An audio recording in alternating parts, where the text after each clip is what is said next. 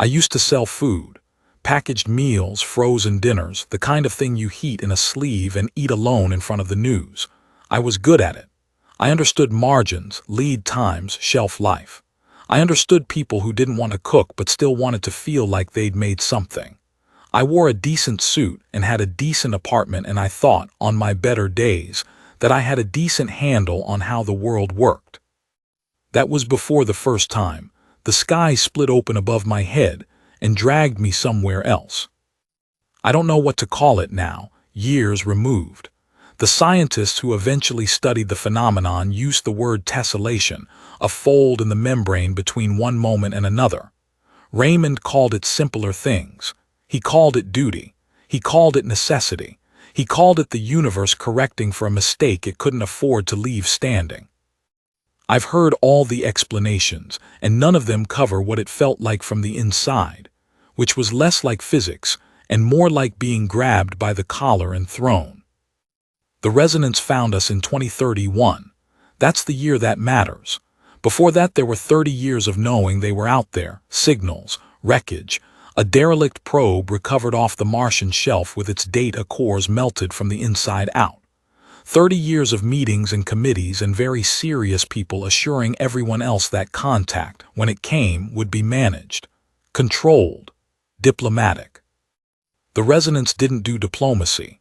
They didn't do language, not in any form we could decipher in time. What they did, what they were built to do down to their marrow and their mineral lattice and their collective dreaming mind, was resonate. They found the frequency at which a thing wanted to fall apart, and they sang it that song until it did. Station Kestrel was the first to go. 112 personnel. The hull didn't breach, it dissolved. Not catastrophically, not in the fireball way that at least lets the people on the ground tell themselves it was quick. It came apart in layers, the molecular bonds unwinding like thread pulled from old cloth. The recordings from the external cameras ran for 4 minutes and 19 seconds before the cameras themselves went the same way. I've never watched those recordings. I've met people who have. They don't talk about it much. By the time I was pulled into this, Kestrel was already 3 years gone, and we had learned enough about the resonance to be comprehensively terrified. They moved in formation always, a minimum of 7 units comprising what their biology required to sustain the resonance field. They communicated in harmonics we couldn't filter, couldn't jam, couldn't replicate without catastrophic feedback. They seemed, and I use that word carefully because we were never entirely sure, to perceive time in something other than a straight line. They didn't predict our movements so much as they experienced our movements before we made them, at least some fraction of the time, and adjusted accordingly.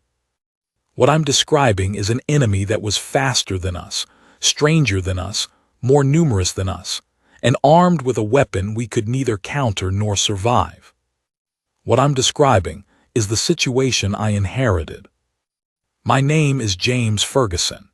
In 2031, I was 34 years old, still selling packaged meals, recently relocated from the New York orbital to the Europa supply corridor, where the margins were better, and the company needed a regional account manager with enough tolerance for isolation not to go quietly insane. It was not a glamorous posting. It was a shipping hub and a fuel depot, and a lot of gray corridors and recycled air. And the most exciting thing that happened on a typical Tuesday was an argument about manifest discrepancies. The first time it happened, I was walking back to my quarters from a logistics review that had run 40 minutes over. I remember the corridor, the particular quality of the light at that hour. The habitat shifted its lighting by a solar cycle even this far out, so it was the equivalent of evening, everything orange warm, and making the metal walls look almost like wood. I remember thinking I was hungry and that I'd left a frozen meal on my counter that I'd forgotten to heat. I remember the sound that preceded it, which was not a sound in the ordinary sense but a pressure, a vibration that I felt first in my back teeth, and then behind my eyes, and then everywhere at once. Then the corridor was gone, then I was somewhere else. The somewhere else was a trench, or what remained of one.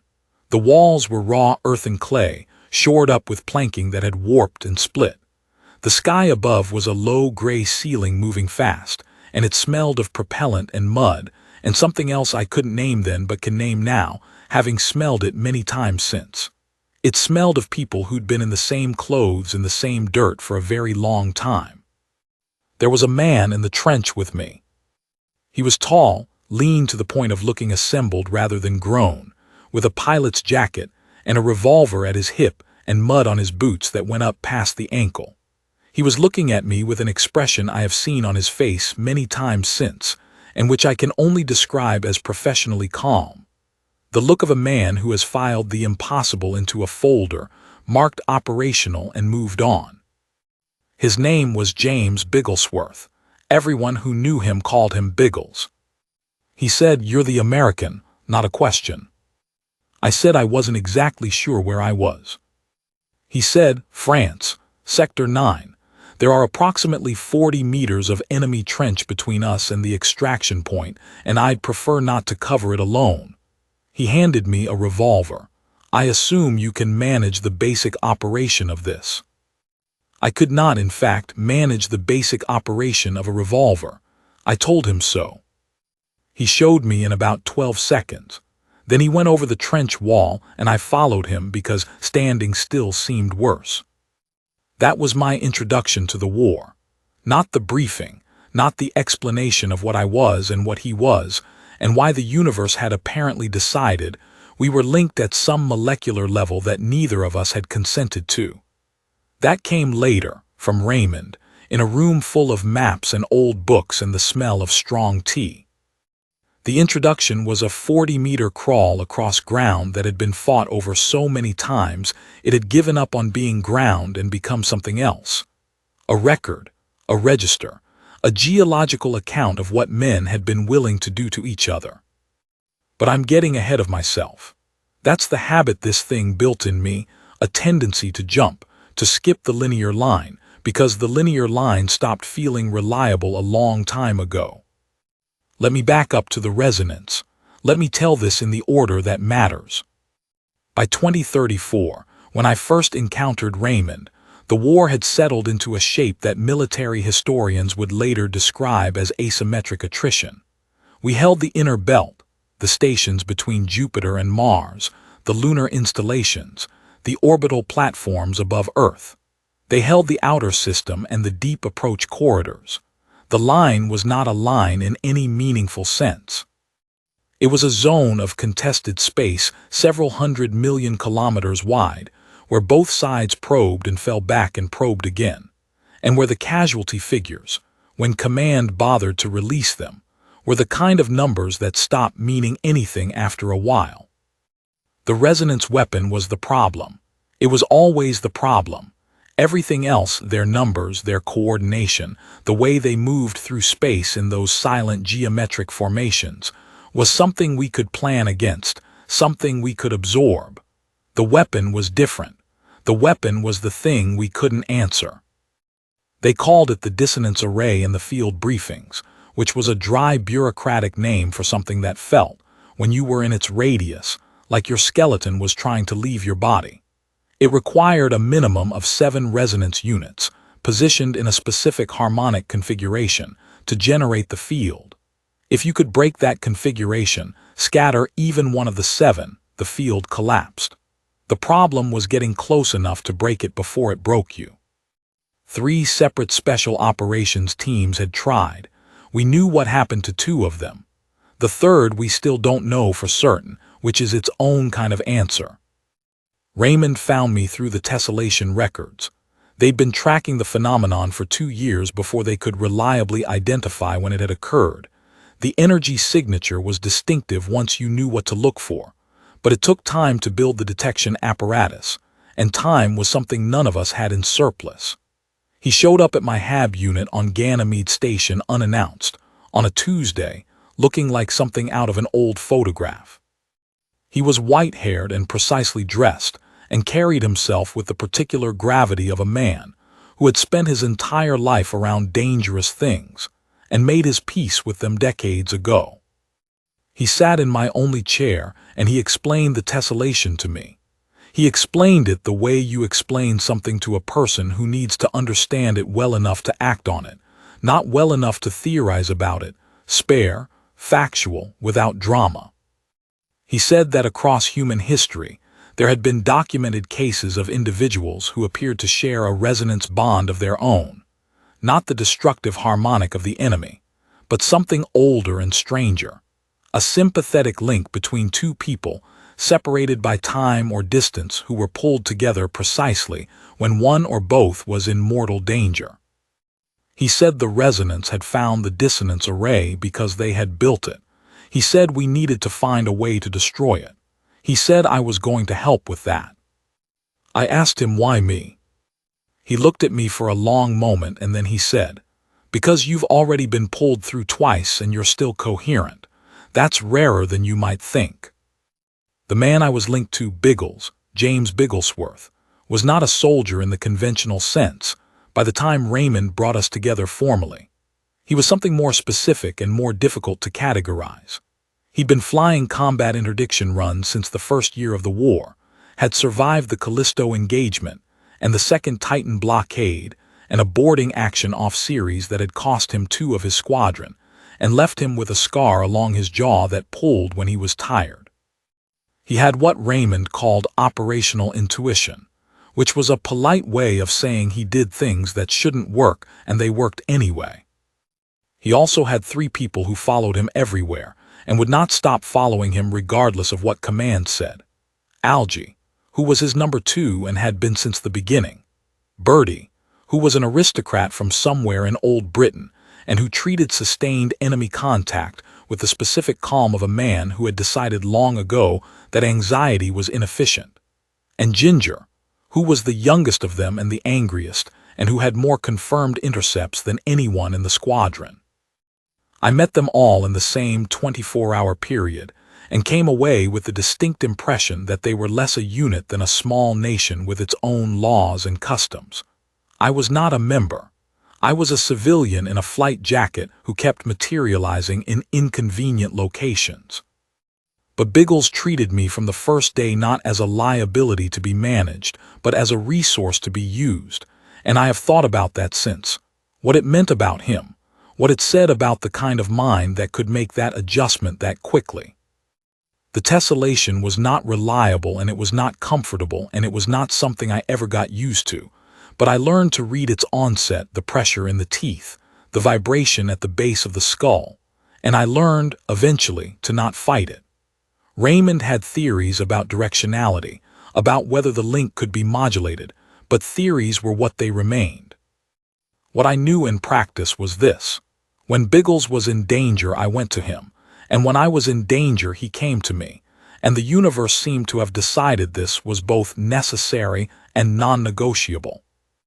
There was one occasion, early on, when the tessellation pulled me back through during an engagement, and I arrived not on a station or in a corridor, but on the roof of a transit hub on Meridian platform with a weapon in my hands, and a squadron of security personnel closing in from 3 directions, and I stood there for several seconds before the situation fully resolved itself in my mind.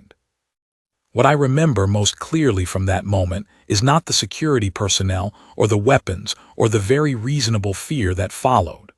What I remember is looking up and seeing a patrol craft come in low over the platform roof with its running lights cutting through the rain, and Biggles at the controls, and the thought I had was not relief exactly, but something adjacent to it, something closer to. Of course he came. Of course he did. He put the craft down in a space roughly half its size, with a precision that I could not have managed with twice the room, and I got in and he said, without preamble, "I need to borrow this for the trip back. They're unlikely to ask for it again." They were, in fact, extremely unlikely to ask for it again. I tell that story because it illustrates something that matters, something that took me a long time to understand about Biggles, and about the difference between what he was and what the resonance was. The resonance was extraordinary at processing probability. They had their nonlinear perception, their harmonic communication, their ability to sense where a threat would be before the threat understood itself as a threat. They were, by any rational analysis, superior. They had been superior since the beginning, and they remained superior for most of the war. What they could not do, what their entire evolutionary architecture was not built for, was compute the irrational. Not irrationality in the sense of stupidity, in the sense of loyalty, in the sense of the decision to put a patrol craft down on a roof in the rain, not because the tactical analysis supported it, but because someone needed to be there, and that was sufficient reason. They couldn't model that. They couldn't predict it.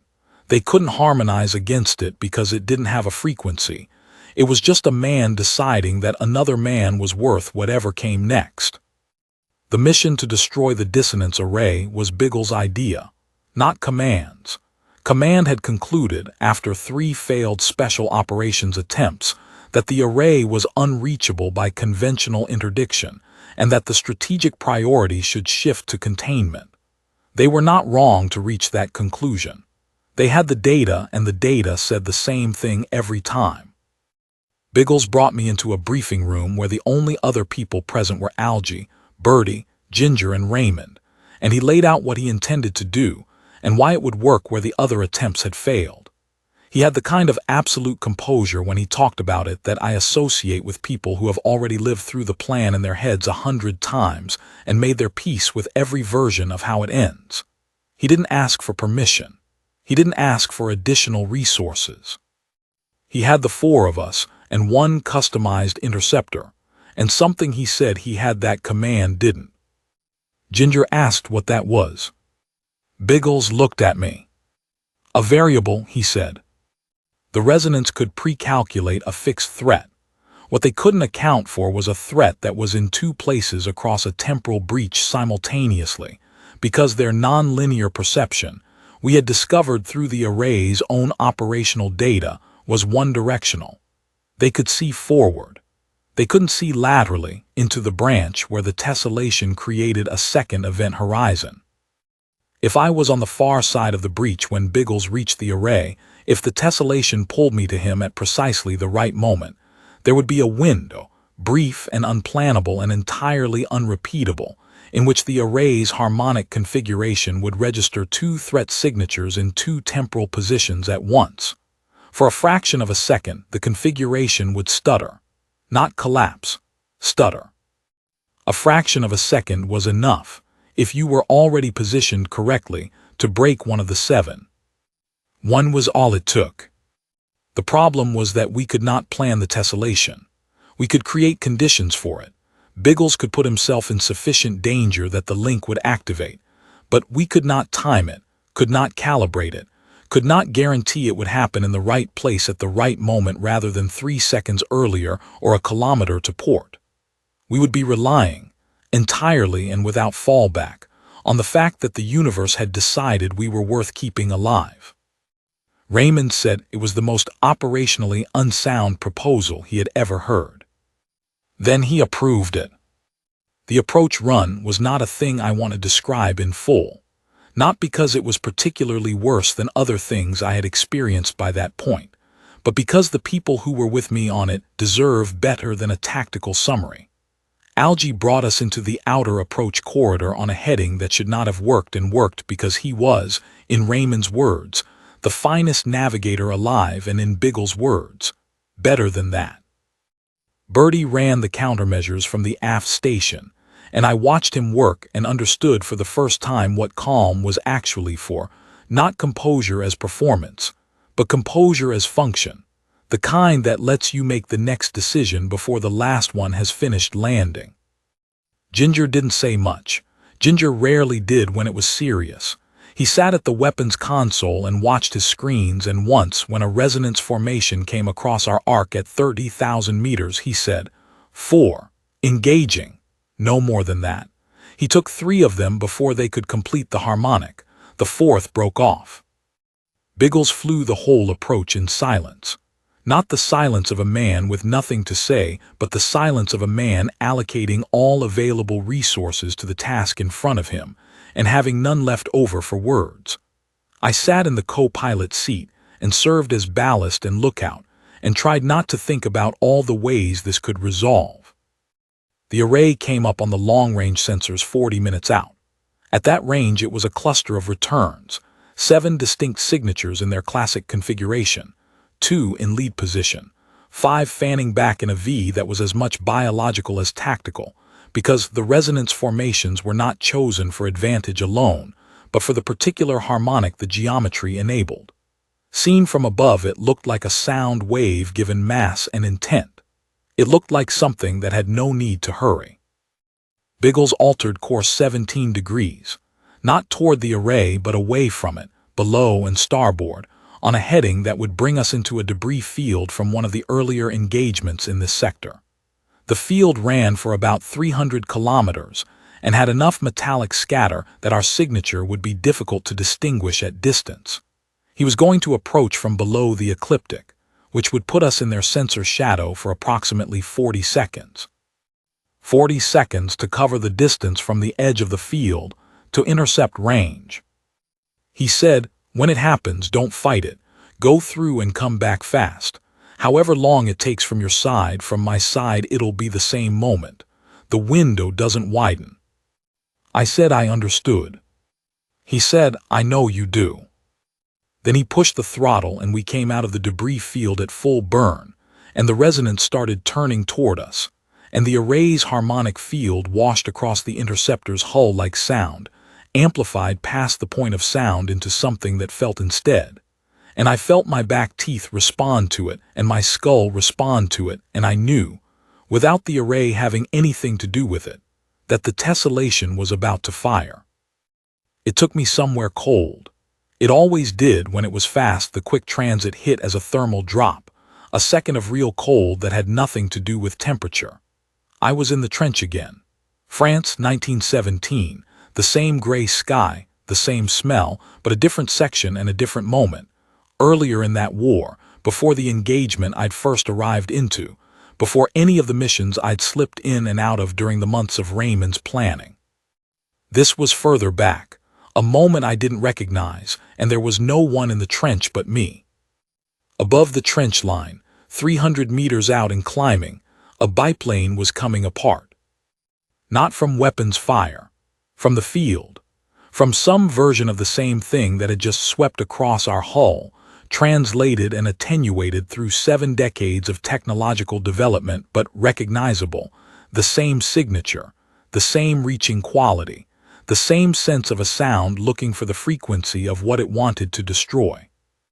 Whatever the resonance had been testing in 1917, whatever iteration of the weapon had sent its harmonics across the wire on that particular morning, had found Biggles' aircraft. I watched it lose a wing.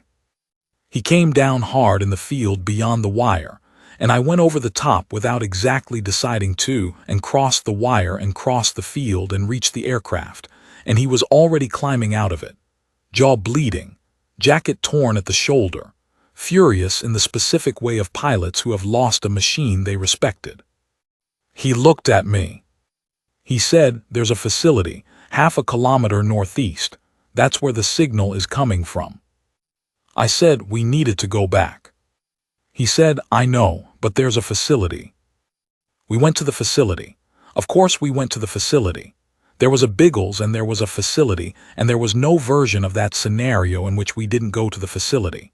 It was manned by 6 soldiers and housed the prototype, not the array as it would become, not the 7-unit configuration that was consuming the outer colonies 60 years on, but the seed of it, the conceptual core, the proof that the weapon was possible, and the data that would eventually grow it into something that could dissolve stations. We destroyed it. We used a grenade that Biggles had produced from somewhere inside his jacket with the air of a man who makes a habit of being prepared for grenades, and we went back over the wire and back down the trench, and the tessellation pulled me forward before I'd finished catching my breath. I came back to the interceptor, in the middle of what I can only describe as the worst 40 seconds I have ever personally lived through. Biggles had closed the distance to the array while I was gone. He was inside the field radius, which meant the hull vibration was now structural, which meant the interceptor was actively coming apart around us in a way that I could see with my eyes and feel with every bone I had. The displays were failing. The port thruster was gone. Something in the forward section was already at boundary resonance, the material singing at the exact pitch the field was pushing, and when it found that pitch fully, it would not fail gracefully. Biggles said without turning, "There you are."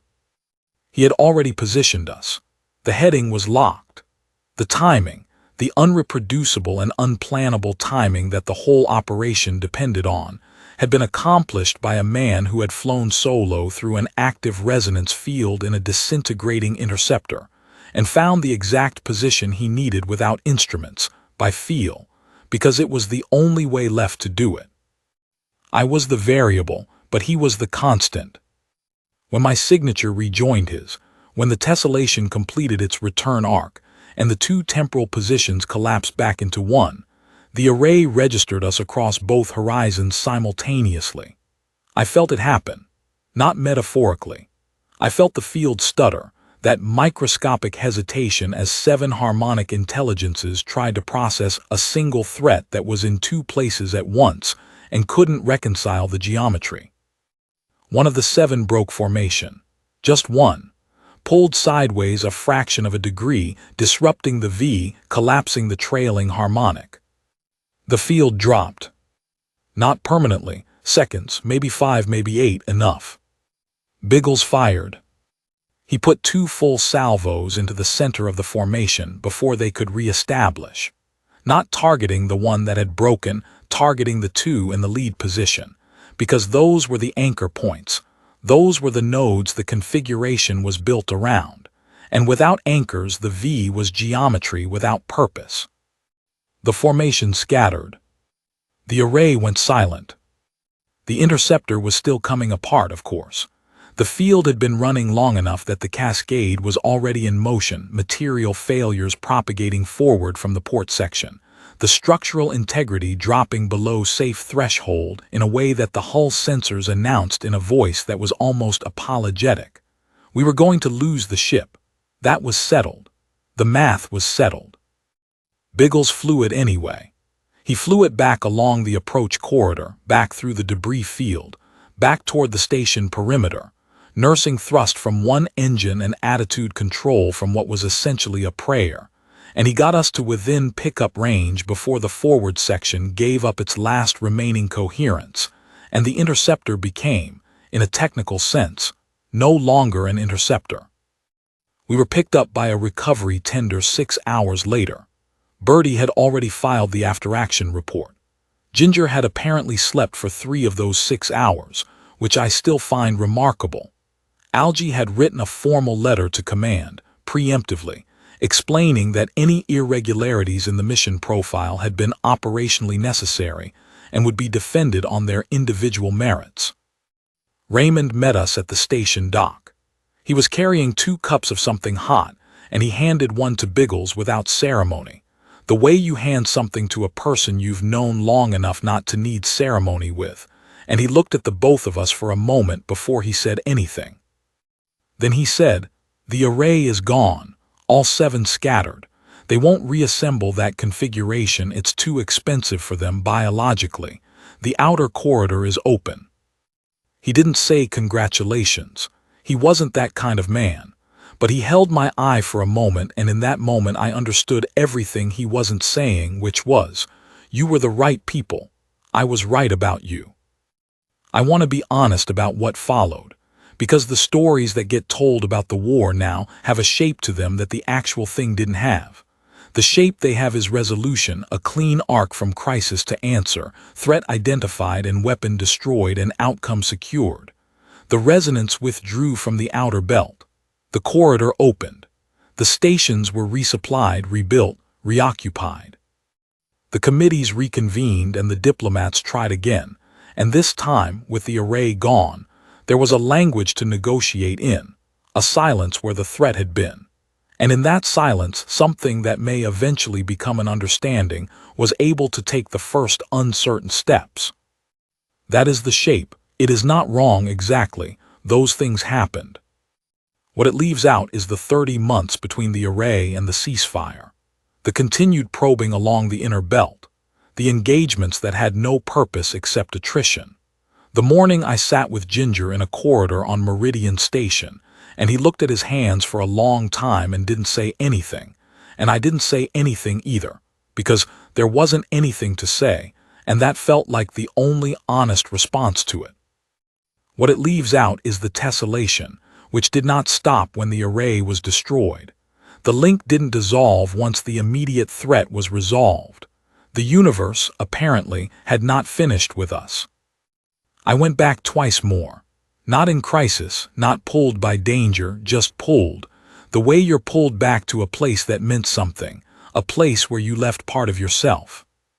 The second time I went, Biggles was in the trench where I'd first found him, in the mud and the clay smell and the low gray ceiling of that sky, and he was writing something in a notebook with a pencil that was worn down to nothing, and he looked up when I arrived and said, "You again."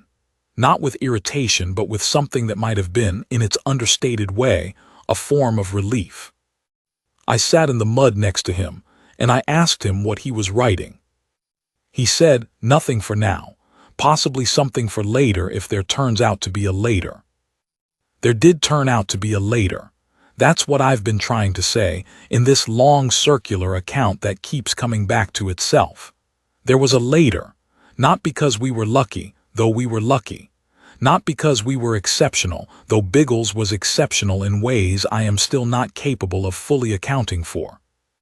Because two ordinary men, one more ordinary than the other, I'll be honest about that, looked at something that should have been beyond reaching and reached for it anyway, because the alternative was to not reach, and that was never really an option. The array is gone, the corridor is open.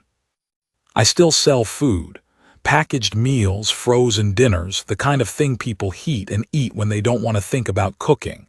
My margins are better now. The supply routes are clear. Sometimes I hear something in my back teeth, just a vibration, just a pressure, just an echo of a frequency that once meant I was about to be somewhere else. Every time it happens, I hold very still and I wait. It's never been anything, not since the last time. But I wait anyway, because he would have waited. Because that's what you do when someone came for you when it mattered. You stay available. You keep the light on. You don't decide unilaterally that the debt is settled. I don't know if it'll happen again. I don't know if the tessellation is finished or only resting. I don't know what the universe is still calculating. What I know is this: when it calls, I'll go. Every time, without question. That's the only answer I've ever had to give.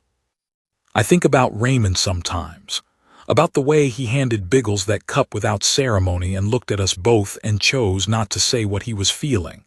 He died the following winter, not in combat, not dramatically. His heart. He was old. He had been old for a long time and had simply decided not to let it stop him, and then one morning it stopped him anyway, the way things eventually do. They buried him in the old cemetery on Meridian, in the section they'd set aside for the war dead. It was Biggles who arranged it. I don't know how he managed the logistics of that from a posting 3 systems out, but he managed it, because he was the kind of man who managed things that mattered regardless of logistics. I couldn't attend. I sent a message instead, a brief one, and Biggles told me later that he'd read it at the graveside. I asked him what I'd said, because I'd written it in a state and wasn't sure I'd said the right things.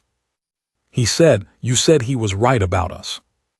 I asked if that was enough. He said, "For Raymond, yes, that was exactly enough." There's a generation growing up now that doesn't know what the inner belt was like when the array was running. They know it the way you know history, as a fact, a data point, something that happened to other people and therefore has a specific finality to it that real events never quite have while they're happening. They know we won. They don't know what winning looked like from the inside, which is to say they don't know about the 30 months and the sitting in corridors and the sound in your back teeth at 3 in the morning that might be the tessellation or might be nothing, and the not being able to tell the difference and continuing anyway. I'm not complaining, I'm not even cautioning, I'm just nodding it because somebody should. Biggles is still flying. Of course he's still flying. They tried to promote him out of a cockpit twice, and both times he found a reason why the mission in question required him specifically to be in the cockpit. The second time Algie filed a formal complaint on the grounds that the mission profile would be strategically incoherent without Biggles in the lead position, which was accurate but also, everyone knew, not the real reason. The real reason is that there are people who are what they are down to the level of function, and grounding them is not a kindness. Ginger got decorated, multiple times. He accepted each decoration with an expression of polite endurance, as if the ceremony were a weather event he had not chosen and could not leave early. Bertie opened a restaurant on Callisto Station once the station was rebuilt. I have eaten there. The food is extraordinary. Algie is teaching navigation at the academy. He is, by all accounts, the best instructor they've ever had, not because he explains the calculations well. He is, actually, not patient with the calculations, but because he understands the thing underneath the calculations, which is that navigation is not about knowing where you are. It's about knowing where you need to be and finding the line between the two, regardless of what the instruments say. Raymond would have approved of all of it. I think about that too. My name is James Ferguson. I used to sell food.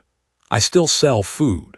And I went twice or three or a dozen times across a breach in the membrane of time, to the mud and the cold and the gray sky of a war that was not mine, to stand next to a man who was exactly what he needed to be. And together we found the frequency of something the enemy couldn't have predicted. Not a weapon, not a system, just two men who wouldn't leave each other. The resonance, for all their harmonics and their non-linear sight, and their ability to sing the molecular bonds out of a station hull, could not compute that. I hope they're still puzzling over it. I know I am. There's a thing Biggles said to me once, late in the campaign, when the ceasefire was being discussed in rooms neither of us had access to, and the front had gone quiet in the particular way that fronts go quiet when something is about to change. We were in the mess on Ganymede Station, and the coffee was the standard Ganymede coffee, which is to say it was hot and nothing else, and he was looking at the far wall the way he looked at things when he was thinking rather than seeing. He said, "Do you know what the resonance got wrong about us?" I said I assumed there were several options. He said, "They found our frequency. That's what the array was. They'd mapped the resonance of human material, human structure, found the pitch at which we come undone. Very thorough, very precise." He paused. "They never mapped what holds us together."